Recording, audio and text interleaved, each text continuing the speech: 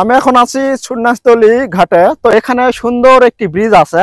তো ব্রিজে আসলে কিন্তু আপনাদের মন অটোমেটিক ভালো হয়ে যাবে।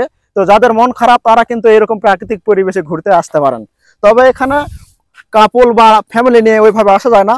আপনার যদি নিজস্বভাবে কোনো গাড়ি থাকে তাহলে কিন্তু এখানে আপনি আসতে পারেন।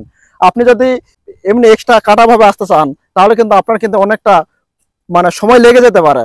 কারণ এখানে চলাচলের মতো তেমন রাস্তাঘাট নাই। রাস্তা সুন্দর থাকলেও যানবাহন তেমন চলাচল করে না এই রাস্তায়। তো আপনারা চারিদিকে দেখতে পাচ্ছেন কত সুন্দর পরিবেশ। এই মাঝখান দিয়ে একটা নদী বয়ে গেছে। নদীর নাম হচ্ছে তুলসীগঙ্গা নদী। এই নদীটি সাধারণত বিলের ঘাট দিয়ে বয়ে চলে আসছে।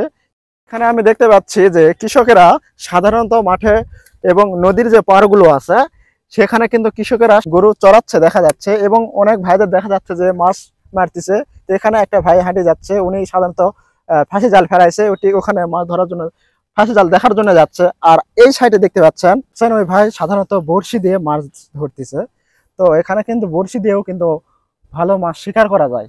আমি মনে করি আপনার যদি হাতে পর্যাপ্ত পরিমাণ সময় থাকে তাহলে কিন্তু এরকম জায়গায় কিন্তু আপনি ঘুরতে আসতে পারেন। এটি হচ্ছে সাধারণত সুন্নাসতলীর ঘাট বলা হয়। এটি হচ্ছে খেতলাল উপজেলার জয়পুরহাট জেলার মধ্যে অবস্থিত।